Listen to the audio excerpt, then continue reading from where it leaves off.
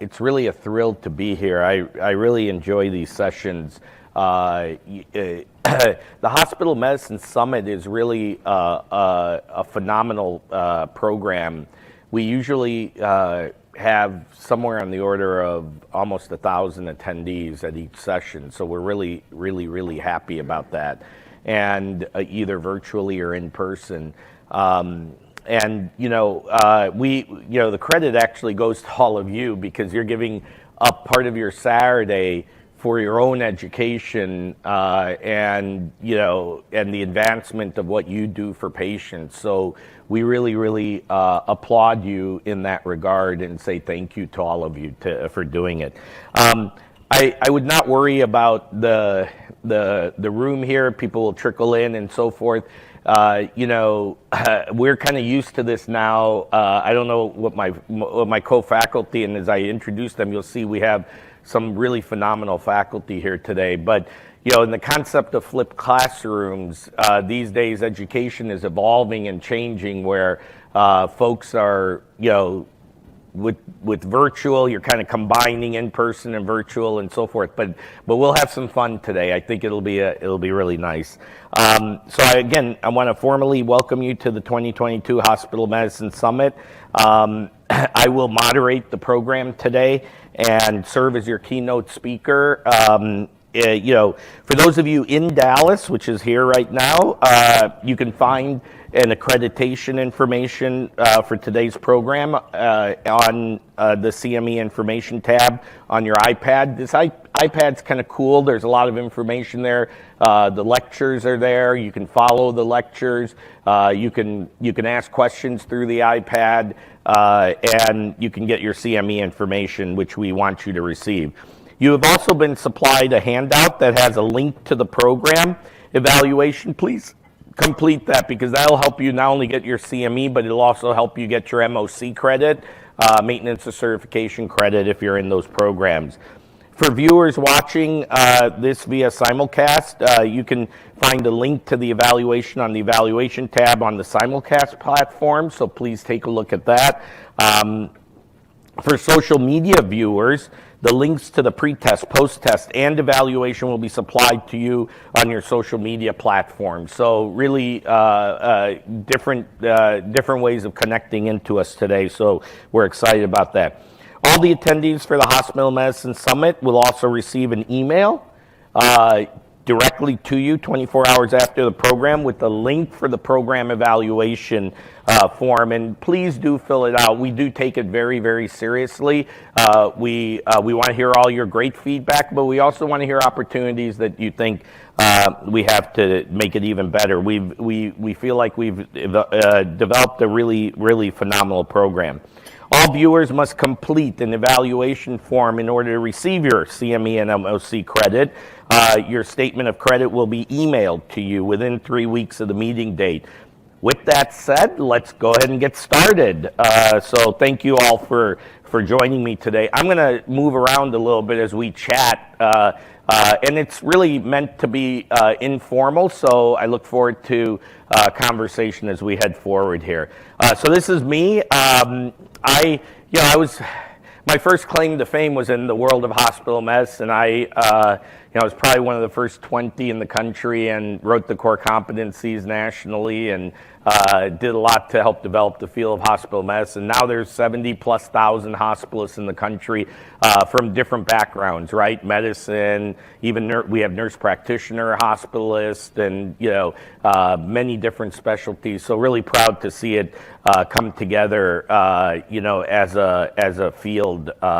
We have some, as I said, we have phenomenal speakers today. I will actually introduce the speakers when they come up here, but Dr. Christensen, Dr. Palmer, and Dr. Rahimi will be joining me. And we actually have a chat that they all three will be here for, and give us an opportunity to also talk to them about different aspects of what you learned. We will have polling questions, and you will see the results of these polling questions. So we will be doing, there's pre-test and there's post-test, and you'll see the results of both, so which is really kind of fun. To answer the polling question, you'll just click on the button that contains your preferred response. And you'll hear some music, and you have to get done within the time of that music. The feature is not available if you're viewing the program on social media. So viewers on social media can access the pre-test and post-test questions via links that will be supplied during the video stream. So please take a look at that. A little bit of information on accreditation. Accreditation information for the attendees in Dallas and those watching the simulcast can be found by clicking the CE and CME information in your program view. Social media viewers can find this information via the link accompanying the video stream.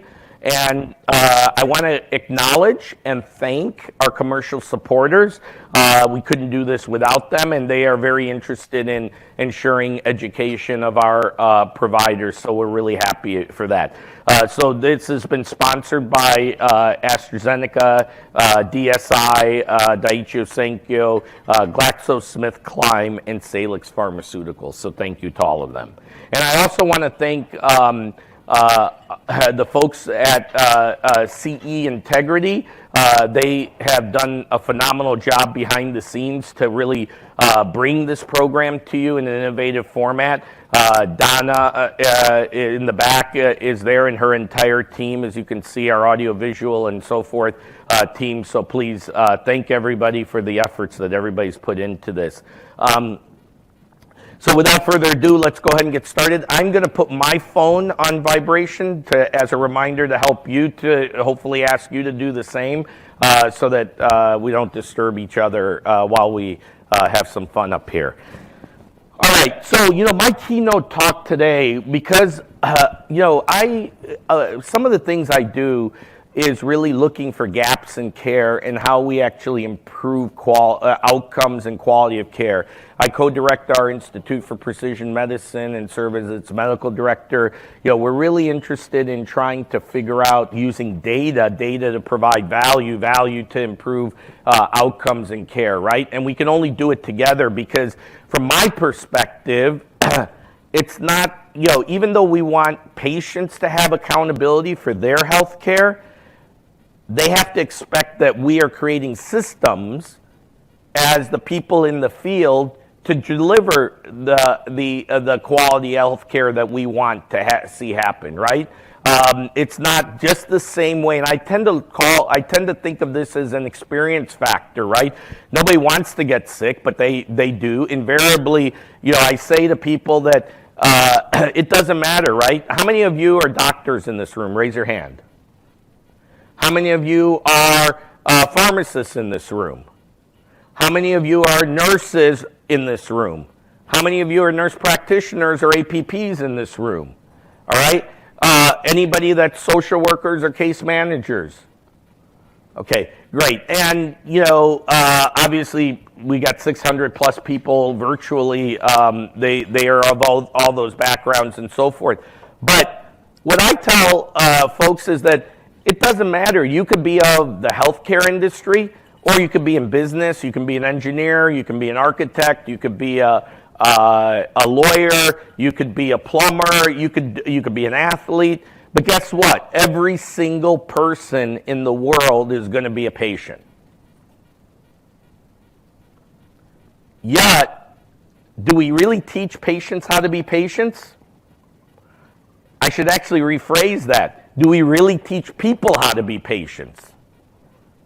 Right? We teach people how to be lawyers, doctors, right? Nurses, social workers, but we don't teach people how to be patients.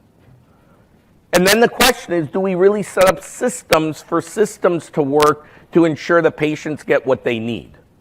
And part of that process is this collaborative connection that has to happen between hospital-based physicians, or clinicians, I should say, not just physicians, and community-based specialists. So we're going to talk through that today collectively.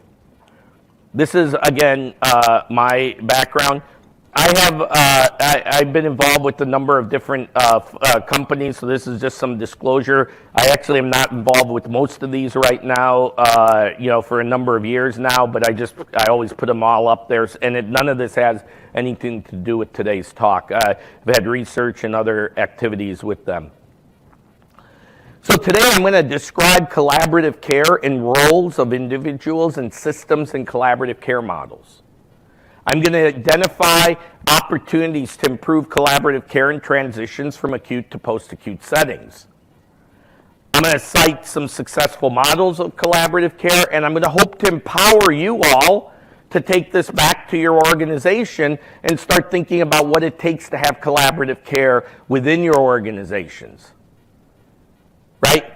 Because if we don't, as a community, try to establish better collaborative care amongst each other, because this is a team sport, right? Healthcare is a team sport. You can't win the Super Bowl as an individual.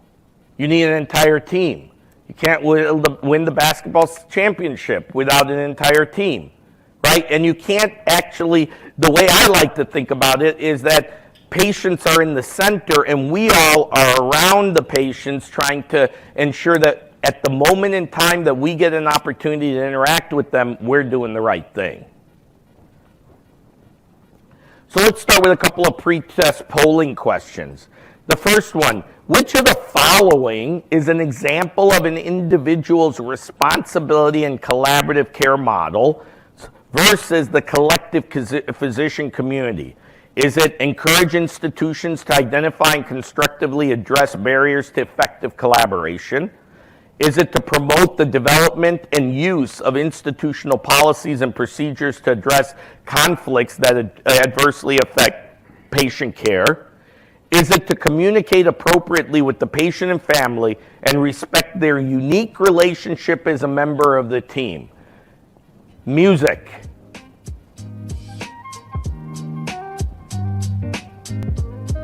Come on, wake them up.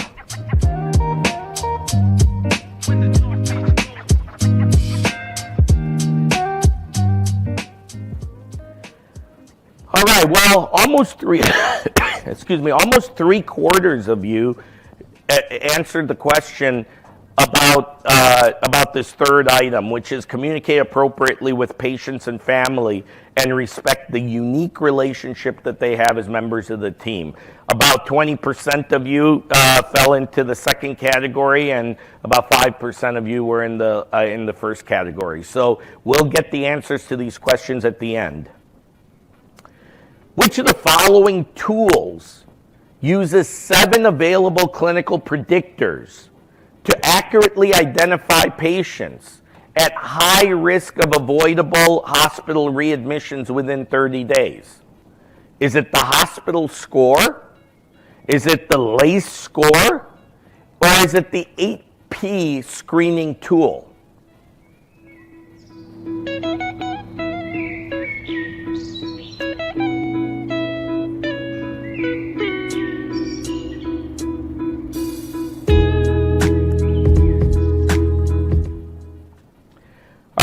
Well, there's more variability here, right? 42% felt it was the hospital score. LACE was 31%, and 8P was about a quarter of folks. Now, this is, my friends in audio, on the audiovisual side, this is not only folks in this room, but folks on the, oh, this is only in this room. Okay, great.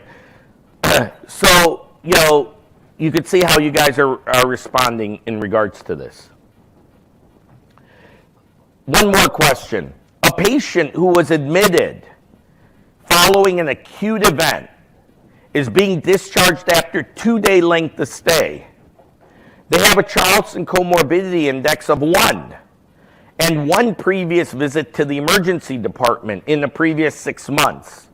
Based on this information, according to the LACE index, what is the patient's level of risk for rehospitalization within 30 days? Is it low risk, medium risk, moderate risk, or high risk? Make them dance.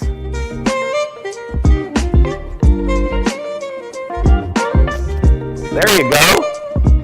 It's Saturday morning, you gotta have some fun.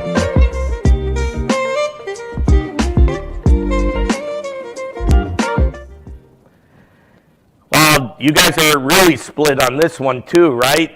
A third of you are in the low risk, about 43% are in moderate risk, and another quarter of you or so are in the high risk. So this will be a lot of fun as we talk through this, right? Because look, the reality of it is that these type of tools help us put our thoughts together and make concrete decisions for our patients. So we have utilizing these knowing these tools, utilizing them in our practice allows for us to hopefully help patients, especially if these tools are stratified appropriately.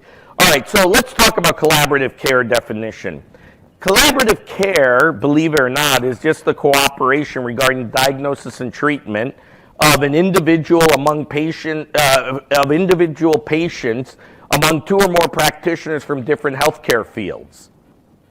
Right? It's a team sport. In healthcare, we have teams that continuously collaborate, right? And they need to learn to do this effectively, because if they do it effectively, you can lead to better quality, right? And that's what we're in this game for. That's what we're in the business for, right? By being prudent stewards of delivering both efficient care, teams also have the potential to expand access of care for populations of patients. Now, let me put this into some perspective for you all. If you have to carry a boulder up a mountain and you have to do it all by yourself, that's pretty strenuous, isn't it? If you have to carry your child up a mountain by yourself, isn't that pretty strenuous? But let's say you have a team of people to carry your child up a mountain. Let's say you can extend your system because you have cranes or other stuff to carry the boulder up the mountain. Right? So if you can extend yourself, if we want to take care of populations, it can't be on us individually. Right? Have you heard of in the football analogy, there's a big difference between zone defense and man-to-man, right? So when we start thinking about wanting to expand our thought process, our ability to create extensive reach, we should be working in an effective team-based model. It takes stress off of us individually. It also becomes much more fun, but like anything, your success as a team is based on your weakest link. Fair enough? All right? So part of the job of us is to really spend a little bit of time thinking about how we perform as a team. Right? Now, you go into today I'm all about, it seems like I'm all about footballers or athlete analogies, but think about how much time people train for the season. How much time did they give you to train as a team? Wait a minute, you're telling me that you guys all work in life and death situations? You work as a team, but nobody really trains you to function as a team? And yet, we get entertainment through watching athletes play, and they actually spend 3, 4, 5, 6 months training to be a team before the season starts? Huh. That's kind of strange. Why is that? Whose responsibility is that? It's supposed to just magically happen? You know, I live in Orange County. You think there's not a huge amount of training? What's the happiest place on earth? Disneyland? You think that they don't spend a lot of time trying to train their employees to function as a team so it functions as the happiest place on earth? But why don't we do it in healthcare? That's where this whole collaborative care definition starts coming into play. The American Medical Association talks about the individual role inside of a collaborative care process. They talk about serving as a role model and modeling ethical leadership by understanding the range of yourself and other team members' skills, by serving to enhance other members of your team. So because if they're successful, you all are successful as a team and you individually become successful. But like any team, it's funny, my daughter's in high school and she comes home and she goes, I'm pulling all the weight, Daddy, what do I do? So I sit down with her and I say, have you guys talked about, just even within your small group, about how you're going to function as a team? Right? Functioning as a team requires respect amongst each other. It requires honesty and transparency amongst each other. It requires good flow of information amongst each other. When you're going from the inpatient setting to the ambulatory setting and vice versa, there should be good flow of information. It requires each member of the team to be accountable. And it requires the ability to encourage insights from other members of the team, being open to dialogue, mastering broad teamwork skills. You see words like this: honesty, discipline, creativity, humility, curiosity, commitment to continuous improvement. We don't need somebody to incentivize us to do good continuous improvement. We should do it for ourselves because we have the responsibility to take care of patients, which is an honor and a privilege. We help clarify expectations to support the systematic, transparent decision-making. Encourage open, ethical, and clinical concerns. Foster a culture, team culture. Respect people's opinions. Allow people to be heard. Encourage accountability. Communicate appropriately between, and you saw that first question. We talked about the patient and the family being a member of the team. Right? And if you actually go to a concert, how many of you have been at a concert? How many of you have been at a live entertainment, football game, whatever?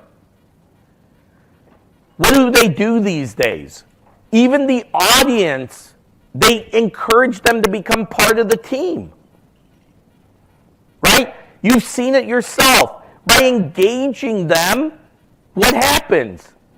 The energy level goes up, especially for the home team, especially for Taylor Swift, who's at a concert. I just am throwing her name out because I heard her name on the news when I woke up this morning. Apparently she's expanding her concert across the country.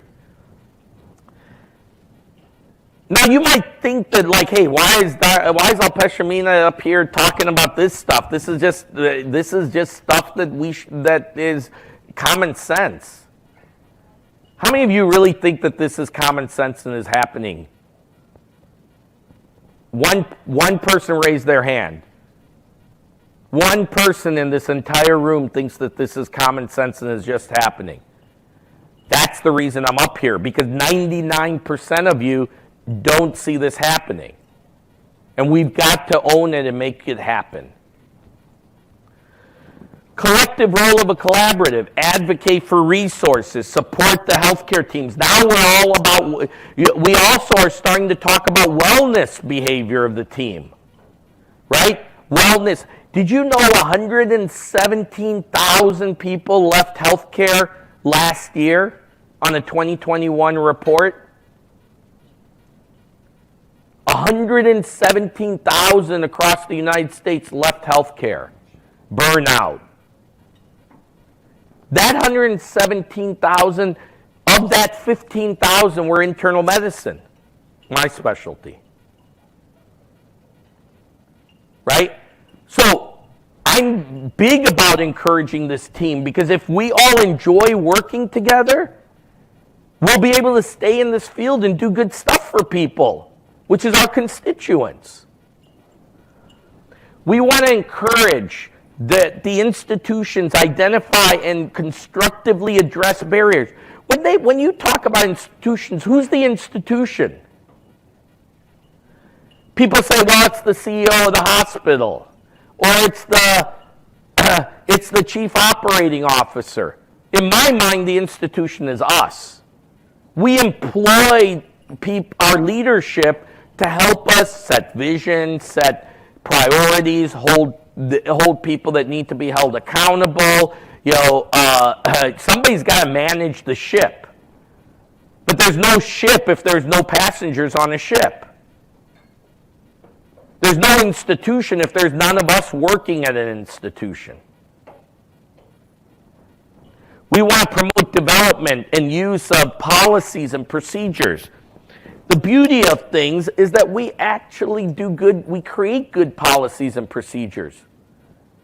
Do you actually know your policies and procedures? Do you actually follow them? Are you involved with updating them? These are important steps in the process. Let's talk a little bit about discharge planning. So, one of the things that we say at the beginning of anything, right, is that if you want to make if you want your process and your flow to occur, start your discharge planning earlier. Successful discharge planning means realizing how your care setting can facilitate positive, now I've used words like long-term patient outcomes. Right? If you're in an airport and something happens to your plane, how many times does a plane actually land and take off in a given day?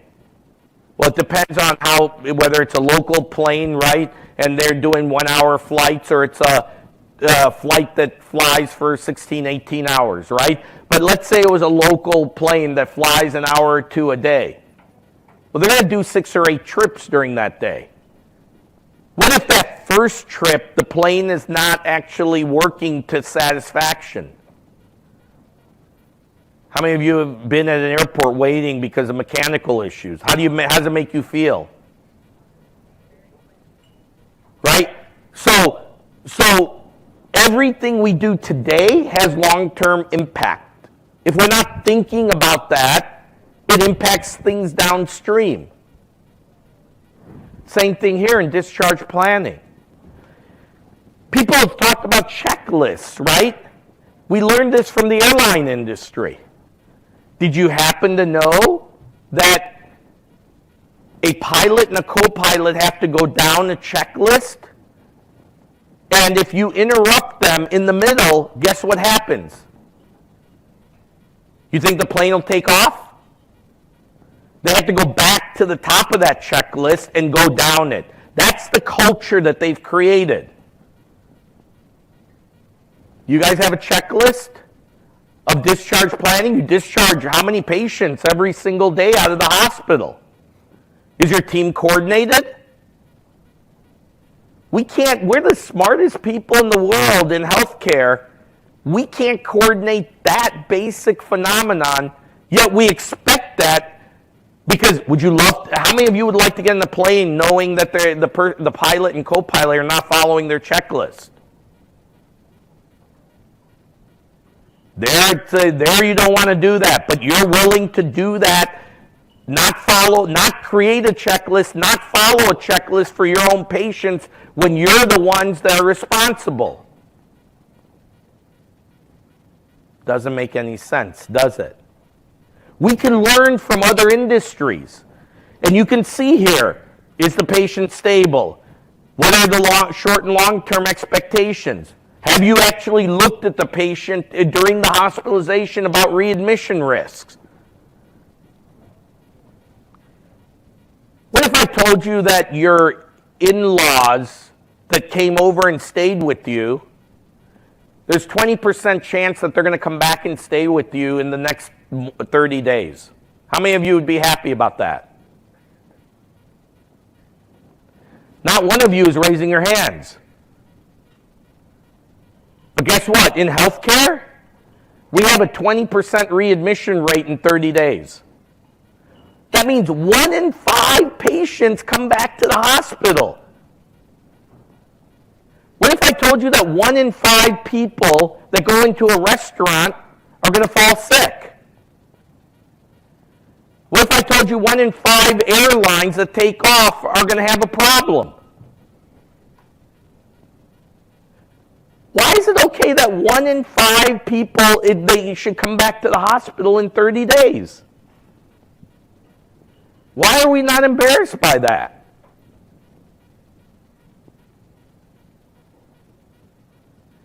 It's interesting when you put a different perspective on it, isn't it?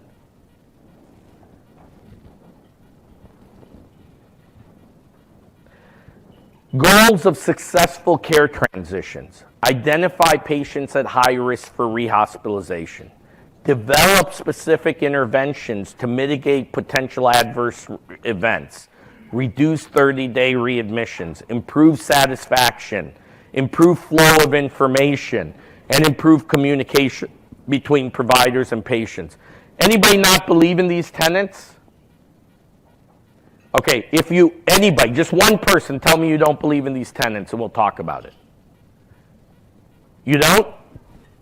Oh, you're kidding me. Okay, good. I'm glad. Well, now if every one of you believes in these tenets, how many of you think we're doing it 100% effectively?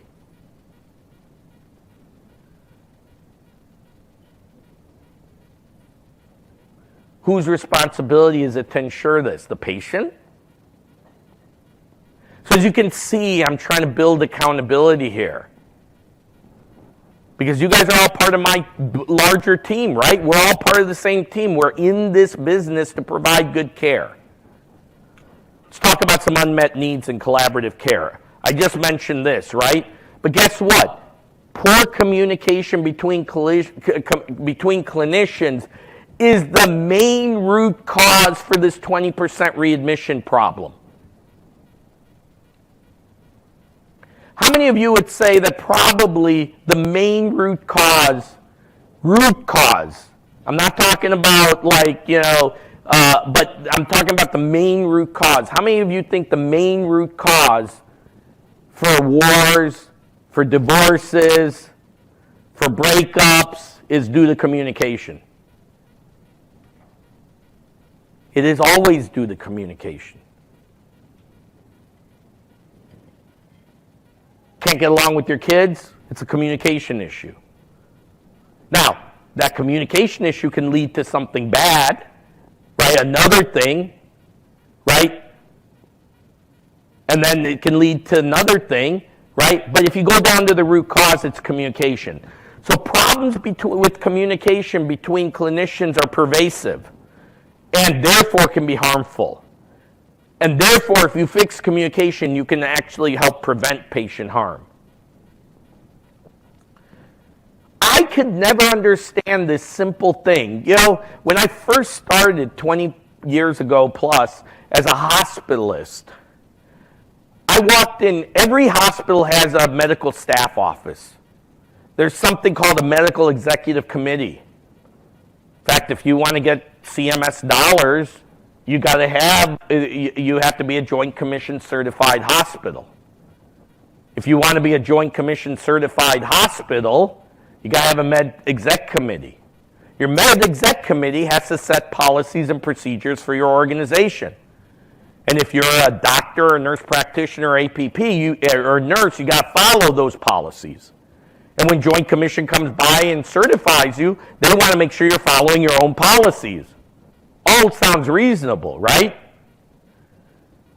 Well, when I first started, I went and I looked and I said, there's a communication problem.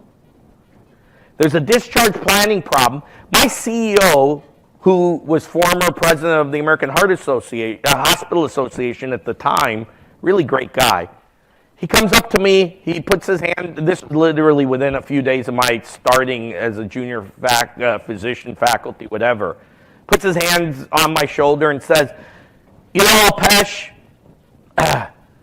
we are at the 2nd percentile of customer satisfaction scores in the country. Now, I didn't know what that meant. So I said, oh, good. You're second percentile, thinking like, hey, we were second in the country. And he goes, no. You're second percentile, meaning that there's 98% of institutions better than us in the country. I go, oh, you got a problem. He didn't really like me saying that. He goes, no.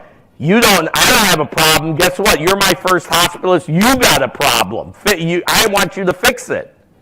I go, what do you mean by fixing it? So I had to put an entire team together. With the goal of fixing this discharge planning problem. What we found out was that we did lots of stuff to investigate the root cause. Guess what we found out the root cause to be? Communication amongst the healthcare team. We used, at that time, in fact, my first national presentation came about with presentation around improving communication amongst the discharge planning team. We went, within 6 to 9 months, we went from the second percentile to the 48th percentile in the country. That's a huge gain, right? So improving this communication has great impact. Now, as I was telling you about the story around the Joint Commission and MedExec, so as I went through that process, I went and said, well, one thing of communication is discharge planning and information flow between inpatient and outpatient. I go, when's the discharge summaries getting completed? Guess what our policy was, like most hospitals in the country, and still is, 14 days.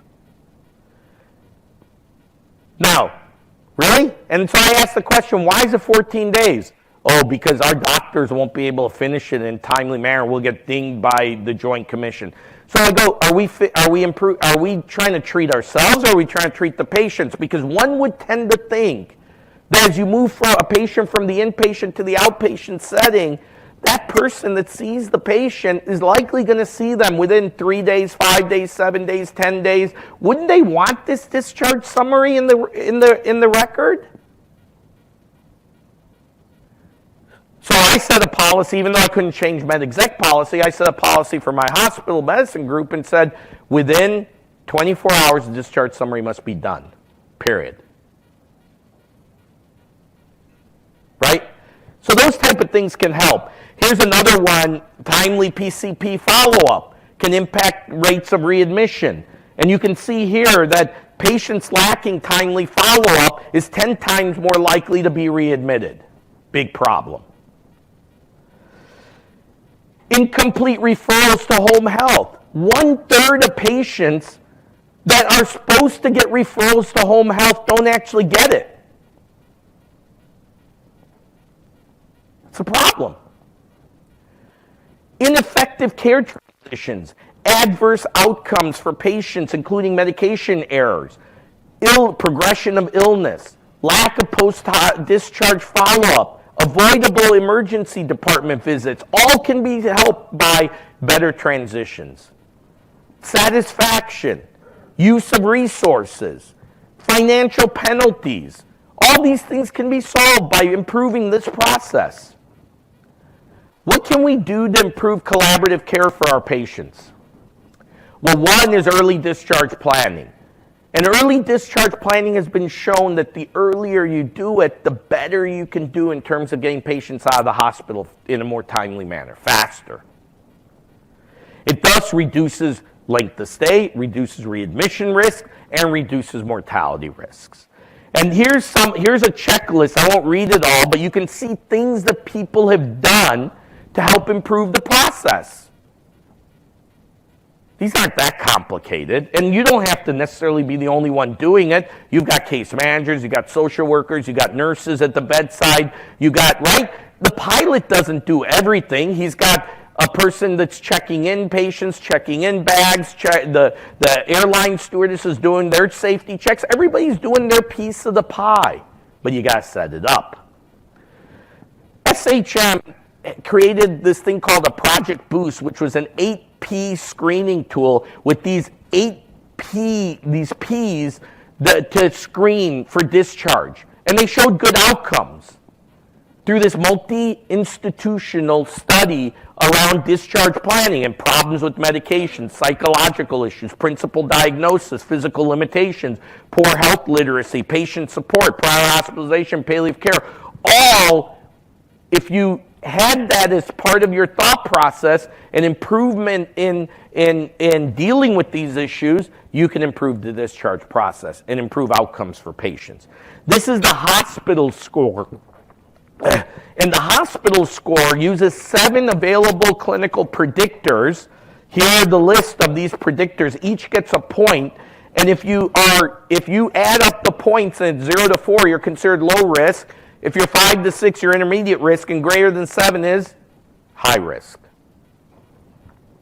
LACE score. LACE is, L is for length of stay, A is for acuity, C is for comorbidity, and E is for emergency department. Again, here are the criteria all within those 4 domains of LACE, and you can see the scoring. These are risk stratification tools that can help you decide if your patient's ready to go. Remember, I said the patient and the family are part of your team. Like any other team member, you want to set reasonable, appropriate expectations and accountability. That's no different than even for the patients themselves. And that's our responsibility, right? So realistic expectations, identifying gaps, and then education of the patient and family. I believe in the world of hospital medicine, we have a unique opportunity that other people don't easily. In an emergency department, you only get a couple of hours with the patient. In a primary care or ambulatory setting, you get 15 minutes 3 or 4 or 5 times a year. In the ICU, 50% of patients are not with it. But in hospital medicine, which is what we're talking about here, I get 3, 4, 5 days with the patient. Why can't I educate my patients to improve the trajectory of their life? Do we do it? Notify the community, right? And so this is a CMS requirement of health IT systems of sending messages back and forth. And they've said that we've got to notify the community about admission, discharge, transfer information, and so forth. There is a requirement of communication now. Next level of care. We should be thinking about this. This is the proactive process of care coordination, right? Medication follow-ups, follow-up appointments, pending legal issues, support, home-based services. All these things are part of the process. Now, there have been some successful models. Here, South Texas Physician Alliance Group. They implemented in Lower Rio Grande Valley. They implemented a 30-day program for heart failure patients and showed a 13% reduction in readmissions for heart failure. Things can be done. I'm just highlighting a few examples so you can maybe go back and read about what was done to improve. RED, the re-engineering the discharge process. They came up with 12 mutually reinforceable actions in the hospital around heart failure patients. This was Bakersfield Memorial Hospital, St. Mary's Medical Center, all of as a couple of examples. And you can see the reduction that occurred in heart failure readmissions. So in summary, I'd like to leave you with, my friends, the following. Collaborative care consists of cooperation regarding the diagnosis and treatment of an individual patient among 2 or more practitioners from different health fields. Successful discharge planning is a critical component of collaborative care. Communication between providers is the most common root cause of sentinel events. A variety of tools and strategies exist to assist with improvement of collaborative care. And successful collaborative care models may provide guidance towards improving practice in other similar organizations. Let's go back to our test. Which of the following is an example of the individual's responsibility in collaborative care models versus the collective clinician community? Is it 1, 2, or 3?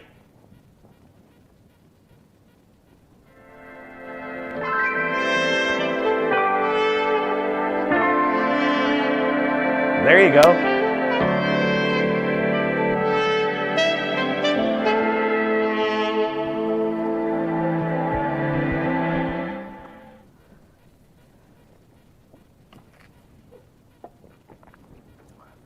All right, well, actually the answer is number 3. We went lower. Now, I do have to say that in fairness, though, the room expanded here by probably 30 or 40%.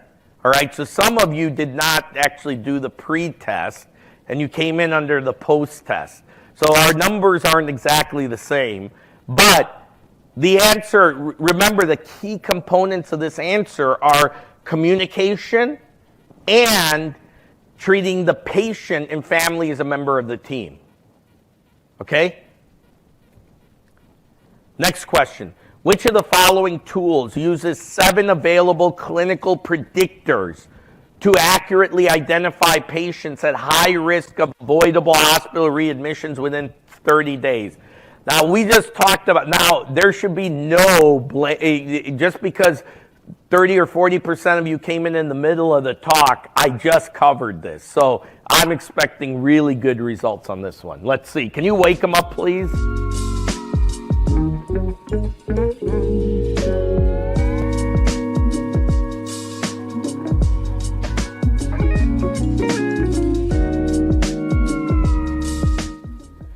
Wow, all right, good. Now, I expected a lot better answers than what I'm getting here, all right? Look, guys, the hospital score has 7 components to it. The LACE score, L-A-C-E, has 4 components to it. Hospital, H-O-S-P-I-T-A-L, don't count that because that's 8 letters, okay? But LACE is 4 letters, 4 components. And then the ACPE score has 8 in front of it. It's got 8 components to it, all right? So the answer is 7 there. All right, you have a patient who is admitted following an acute event, being discharged after a 2-day length of stay. Remember, LACE has 4 components. Comorbidity index of 1, previous ED visit. Based on this information, where do you think this patient is? Low risk, medium risk, or high risk? Let's wake them up.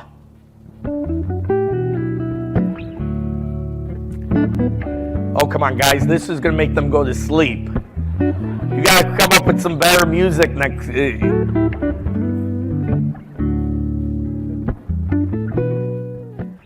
All right. The answer is actually moderate risk. So we did a little bit better, but go back and look at the LACE score. But again, guys, these risk stratification tools can make a big difference in your institution. So please, please, please take a look at this and consider utilizing it. All right, we're going to quickly go through a few questions. There's a question here that Alpesh, great lecture and points on working as a team. I practice at a VA medical center. I have witnessed not only our medical center, but other VAs that this is lacking. There's constant turnover in leadership that don't seem to be knowledgeable of this concept.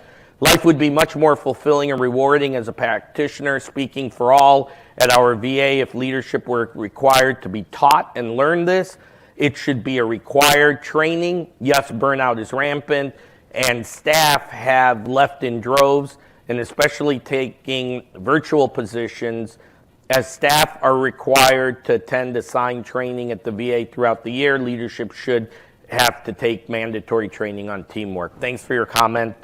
Good comment. And I agree. Okay. Other comments or questions? I'm not sure. I don't see any others on here. Any questions? Anybody? Please.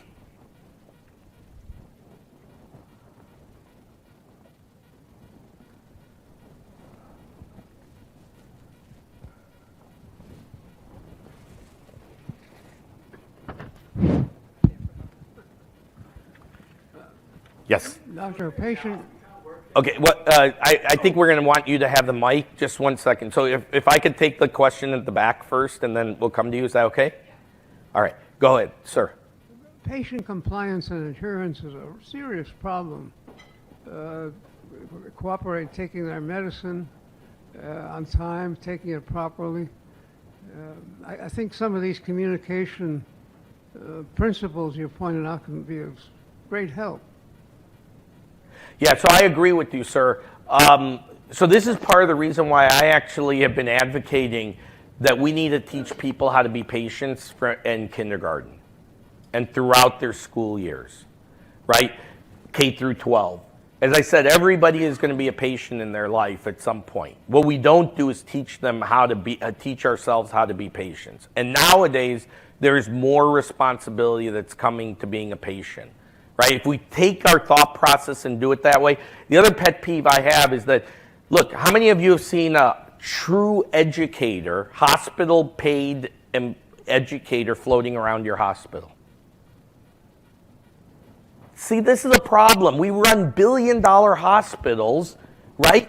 And we can't, and patient education is so important, but the institutions are not investing in educators. What do? They expect the nurse who's got 500 other things to deal with to be the patient educator, right? So there's processes that we need to improve to help this process happen. Same thing in the ambulatory. I come up with a few examples there.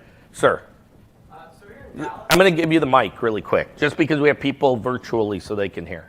So here in the local area, the healthcare system is kind of very siloed among 4 or 5 different healthcare systems.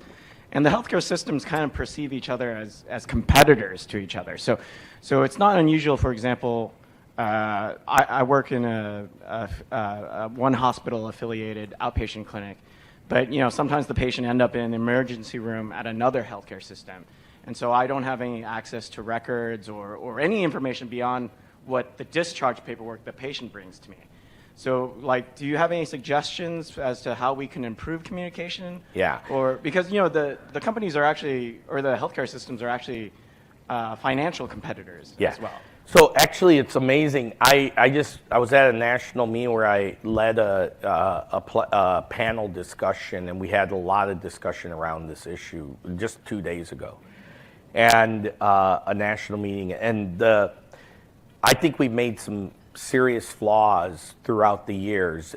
There is a real balance between this issue about being competitive and yet creating a system that fosters things like communication. One of my biggest pet peeves, I've done anticoagulation work for a long time, I'm an expert in that area, and you will be surprised how many times a patient, elderly patient, shows up with a bottle of Coumadin and a bottle of warfarin.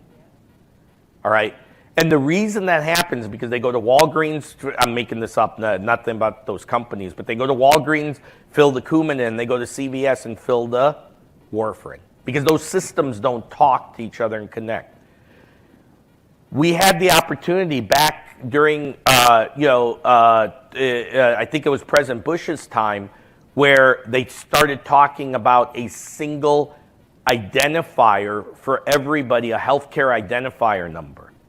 Had we created that simple thing, we would have actually solved all of this stuff that you're talking about. We can't use the Social Security number because that's a private, that has a private issue to it. But if everybody had a healthcare identifier number, and that healthcare identifier number worked with our various different systems, we could facilitate the communication. There's another thought process would be a centralized HIE, health information record. It does, even if we didn't do it nationwide, but couldn't we do it in Orange County? I'm the 6th largest county in America. Couldn't we do it in Dallas, Texas, right? Where you have 5 health systems here, or whatever number you have, right? So a patient that bounces from one to the next, if there was, now, it could be that you have Epic and somebody else has Cerner or whatever, but if there was a centralized hub that these things came, now this would require each one of these to create that system, right, to allow it to happen, invest in it. But what we have to do is start asking the question. This butts up against HIPAA, it butts up against privacy, it butts up against security. Think about in other areas, Facebook and every place else, where they have had challenges when people's private information has unfortunately been released, right? So we're going to have to come to some balance, and there's a lot of conversation happening around this, but I am in your camp that this needs to get solved, right? And we're having lots of discussions around that. It's going to have to be a little bit different, and there's going to have to be a little bit of give and take on it, too. Any other questions before we end here? These were phenomenal questions. I'm around the entire day. Serving as your moderator. I loved your participation in the audience today. I hope this was a valuable kickoff to today's event. And hopefully my job was not to necessarily solve the problem, but to stimulate you to think about the issues and give you some principles to take back to your organization, like the risk stratification scores, or like how do we establish a team to do the right thing and hold accountability and so forth. So with that, well, there's a bunch of other comments. I'll try to get to them throughout the meeting. Let me go ahead and kick us off to our next talk. Our next talk is, I'm really